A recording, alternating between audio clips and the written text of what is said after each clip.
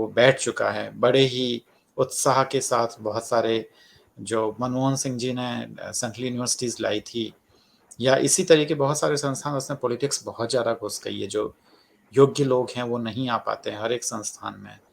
तो यह हम क्या इसे सोशल कैरेक्टर माने या उसके लिए राजनीति को जिम्मेदार ठहराएं, राजनेताओं को ठहराएं, तो उन सब चीज़ों पे हमें विचार करना चाहिए। मेरे लिए निश्चित तौर पर गडकरी साहब क्या कहते हैं या मोदी साहब क्या कहते हैं, या उनके दोनों के आपस की पॉलिटिक्स क्या है, या उनमें कौन पॉलिटिकल माइलेज लेता है, ये निश्चित तौर पर मेरे लिए कोई बहुत नहीं ज़्यादा नहीं, बात सर अरविंद सर, बात माइलेज लेने की तो बात है ही।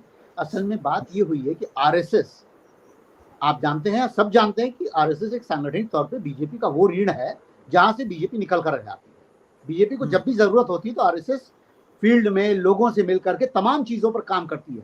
बहुत सारे पॉइंट है सर। असल में हुआ क्या है कि पिछले 2 दिनों में इतने अपडेट हो गए हैं, इतनी सारी चीजें आ गई हैं, जिससे ये महसूस हो रहा है, एक्चुअली आरएसएस ने महसूस किया कि नितिन गडकरी जब तब बेलाग बोल रहे हैं, और उनकी आदत है कि वो बड़े आराम से बोलते हैं, बड़े मुस्कुराते हुए बोलते हैं। आखिरी वक्तव्य उनका ये है कि मुझे डर नहीं है कि मेरा मंत्रिपरिषद भी चला जाए, मंत्रालय भी चला जाए। यानी खटास उनके दिमाग में चल रही है कंटिन्यूअस।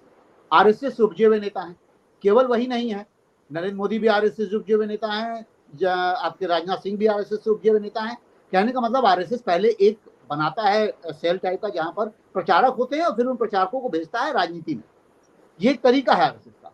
लेकिन दरअसल अगर कोई जाकर के जी, मैं ये कहना चाह रहा हूँ कि पहले तो हमें, आपने एक बहुत ही सुंदर सी बात कही है। आपने ये कहा कि मोदी साहब और आरएसएस के जो आपसी संबंध हैं, उनका क्या होने वाला है। तो मैं आपको यह पहले भी प्रश्न उठे हैं, वाजपेयी जी के समय में भी उठे हैं कि कौन महत्वपूर्ण है ना, प्रधानमंत्री कार्यालय या नागपुर का कार्यालय। तो ऐसे प्रश्न उठते रहे हैं, और अभी भी वो वापस जो डिबेट हम पहले बहुत पीछे छोड़ चुके थे, वो वापस एकदम उभरती हुई नजर आ रही है। सत्ता में ताकत होती है, इसमें कोई दो राय नहीं है, और वह संगठन पर नियंत्रण करने की स्थिति में होता है। तो बहुत सारे, क्योंकि संसाधन होते हैं, बहुत सारी चीज़ें होती है ना, ऑब्लाइज करने से लेकर बहुत सारी चीज़ें होती है। तो कुल मिला के जो समीकरण ऐसा होता है कि अगर आप सत्तासीन हैं तो आपके पास बहुत सारी अन्य चीज़ें होती हैं जिनके कारण आप संगठन को प्रत्यक्ष या अप्रत्यक्ष रूप से उसको नियंत्रित करने की स्थिति में होते हैं। इसमें कोई शक नहीं होना चाहिए। दूसरा जो महत्वपूर्ण बात जो आप कह रहे थे कि मैं आपसे मैं दोबारा जानना चाहूँगा, जो आपने अंतिम जो बात कही थी हरिकेश जी, अगर आप मेरे लिए वो रिपीट कर देंगे तो मेरे लिए बहुत आसान रहेगा। मैं ये कहना चाह रहा था कि चूंकि आरएसएस को भी लगने लगा कि गडकरी जी बेलाग तरीके से बात बोल रहे हैं, और ये हाँ, कहीं ना कहीं सत्ता के लिए हार्मफुल हो रहा है, जी, सत्ता के लिए बिल्कुल। हार्मफुल होगा। जी, मैं एक बात ये कहना चाह रहा हूँ कि दरअसल जब आदमी के पास धीरे-धीरे ताकत खत्म, मतलब ताकत नहीं कहना, हाँ, ऑफ कोर्स ताकत ही होना चाहिए, क्योंकि ताकत प्राप्त करने के बहुत सारे साधन होते हैं, जिनमें सत्ता भी होती है, लोकप्रियता भी होती है, ज्ञान होता है, अर्थ होता है ना? धन होता है, संपत्ति होती है ना? यह सारी चीज़ें व्यक्ति को ताकतवर बनाती हैं।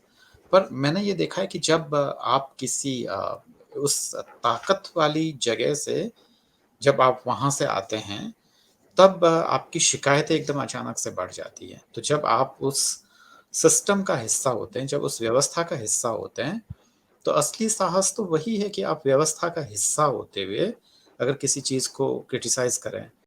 और आप हमसे जुड़े रहने के लिए सब्सक्राइब करें YouTube पर, फॉलो करें Twitter पर और लाइक करें Facebook पर। और ज्यादा जानकारी के लिए आपको टाइप करना होगा सिर्फ न्यूज़ नशा।